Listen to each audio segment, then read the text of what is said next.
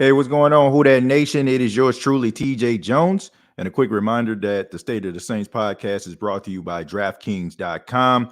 The first Sunday of the NFL season is here, and DraftKings Sportsbook, an official betting partner of the NFL, is giving new customers a can't-miss offer to celebrate the return of the NFL season. Right now, new customers can just bet $5 and get $200 in free bets instantly.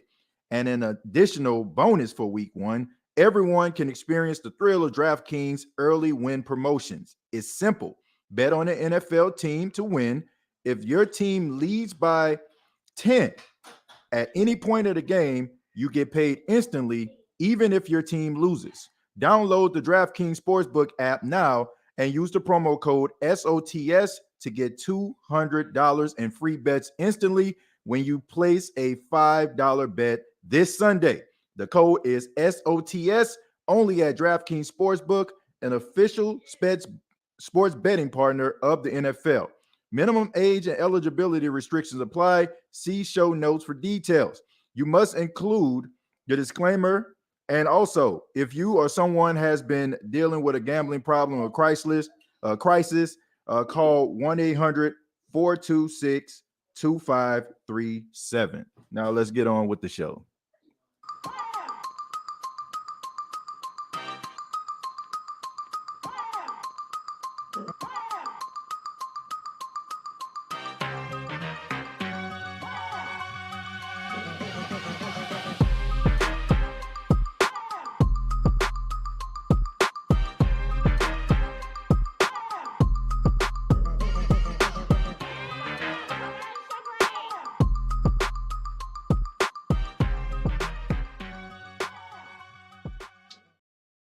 Hey, what's going on, Who Dat Nation? It is yours truly, TJ Jones, the host of the State of the Saints podcast.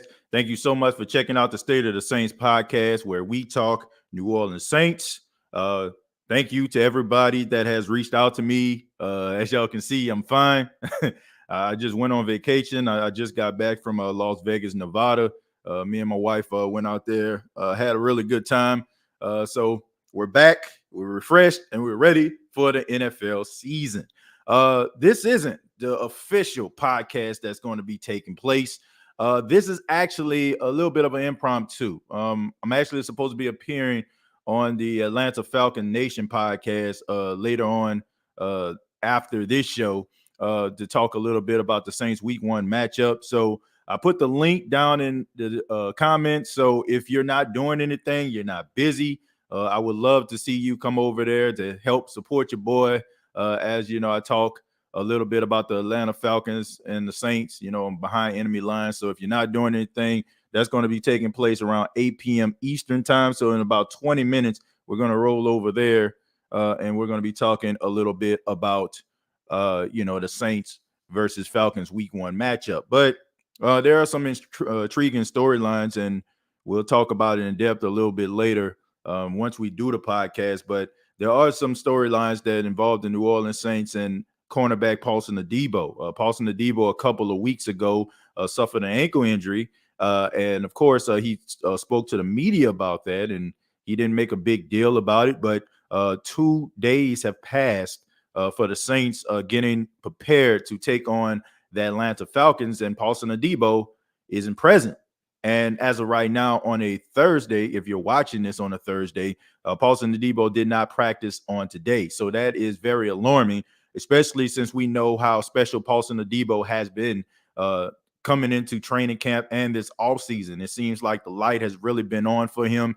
It seems like he's playing at a Pro Bowl, borderline all pro status. And if he is not going to play, his presence is going to be greatly missed. But the best thing about all this is the fact that the New Orleans Saints, they have depth at the secondary, right? They have it in the secondary. I mean, you have Alante Taylor, the rookie out of Tennessee. He's going to be able to go out there and show what he can do.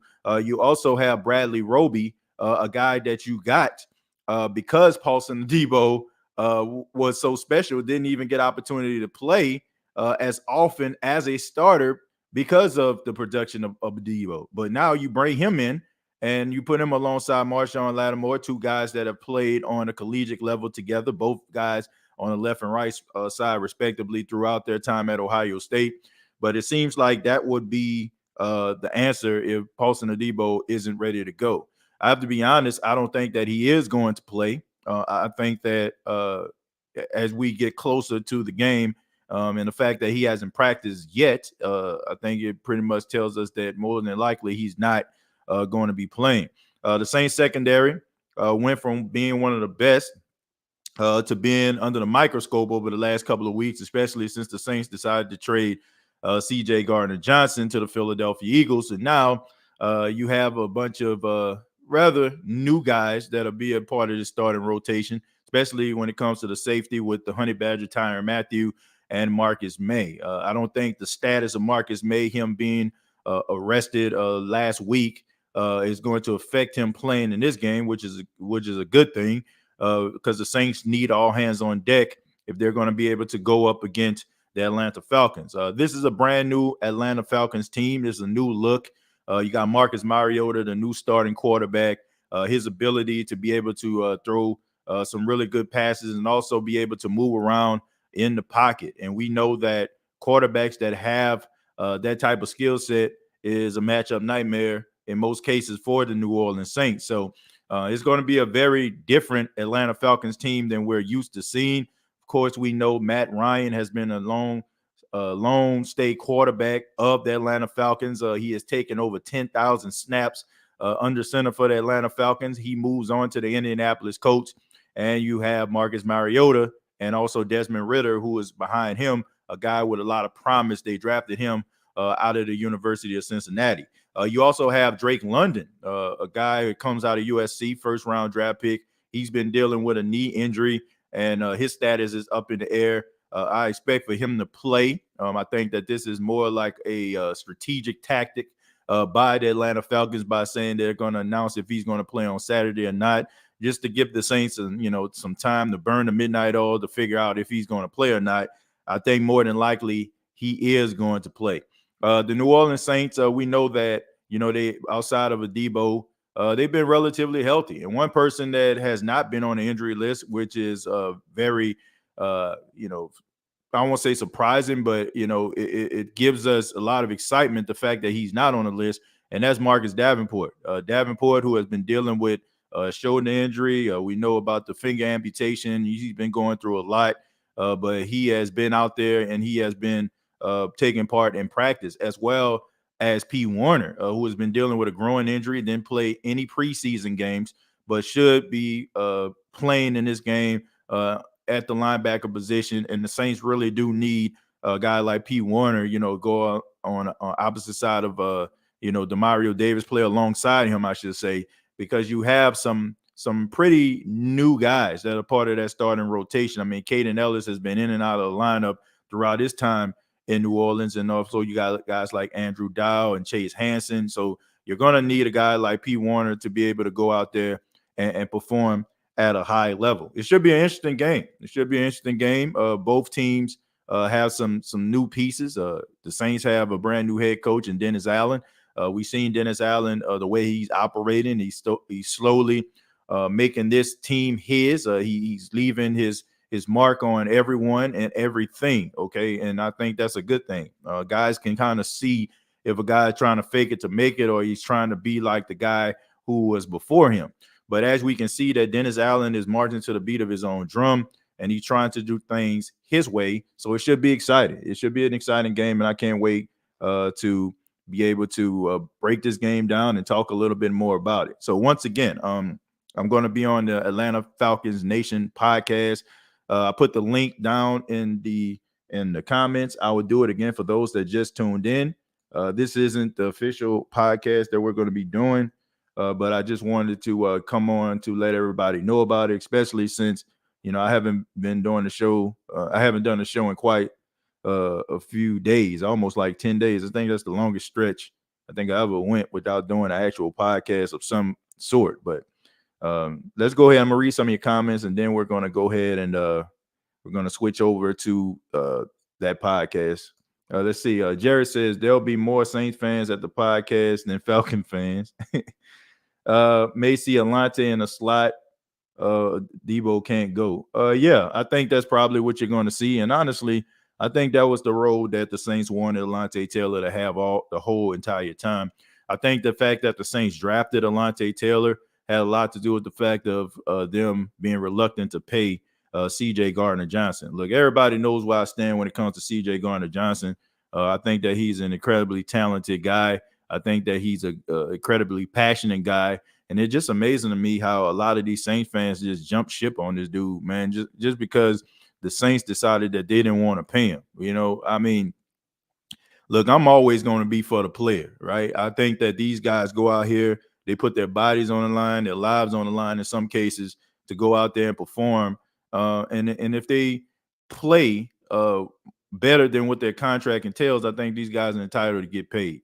And I'm not mad at a guy for getting upset that the team wants him to go out there, give his all, and they don't want to give him any type of compensation that warrants the good play that he had. I do think that some people took some of his comments out of context. I also feel like some of people just fake. I mean, they got a lot of fake Saint fans out there. I'm just being real. Some of you are like easily manipulated by what you see. You believe everything the team tells you.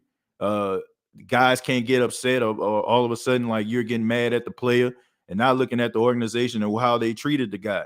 Look, regardless to how you feel about C.J. Gardner-Johnson, what the Saints got back in return was an absolute disrespect and a slap to the face to the production that dude put on the field.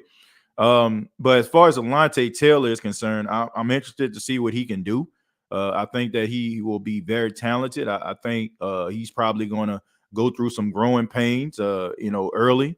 I hope that Saints fans will be patient with the dude because we all know that anytime a dude get, burnt on a play, all of a sudden, like he the worst thing and he the second coming of Fred Thomas when it comes to some of these analysis when it comes to breaking down this team. But I just ask that guys be patient with this dude. I think that he's going to be extremely talented. I think that he is going to leave his mark, and I think that he has a lot of good leadership qualities. So if he doesn't come out the gate being the second coming of Darrell Reeves or Richard Sherman or some of the best nickel corners in the league, I don't think that it's a cause to be alarmed or anything like that. I just think that the guy is just going through emotions, and young guys are going to have some challenges early in their career, but I don't think trouble is always going to last. So, like I said, I just think that people just need to be patient when it comes to some of these players. If these guys ain't jumping off the bus being an all-pro, all-world player at their respective position, then all of a sudden, like, we just throw people away. I think patience is something that we need to practice as Saints fans. Well, some of us do. Black and Gold Breakdown Podcast, who that? Do one thing. Please give us your score predictions of the game. Thank you very much. I'm not going to give my predictions as far as what the score is going to be. I'll do that later on. But I think it's going to be an interesting game. I don't buy into what people are saying about, it's going to be, the Falcons aren't going to be very good. Look, I understand like what people think when they look at players and depth and names. If a name doesn't pop out off the page, then all of a sudden, like this team isn't going to be good. But you also have to take into account teams having growing pains last year, the record that they had, and how it's going to affect the schedule going into this year. I mean, they were one of the worst teams in the South, if not the worst team in the South. So they're going to get one of those second to last or last place schedules that that most teams have, and that gives teams that struggle an opportunity to get better. So even though we may look at these guys and be like, "Oh man, I think the Saints are better than them," talent wise across the board, we have to take into account that these guys have gotten better, and they also are playing a last place schedule, so that can help them in a lot of ways, especially when teams get better. Piano Dean says, "Welcome back, TJ. Next time you take calls, I want to attempt to channel the spirit of Satchmo and give the Who That Nation a live Piano Dean performance of when the Saints go marching in." All right, Piano Dean, thank you very much for the $10. And yeah, you got a deal. Okay, I'm pretty sure a lot of people would love to hear that. So yeah, we're gonna go. We're definitely looking forward to hearing that.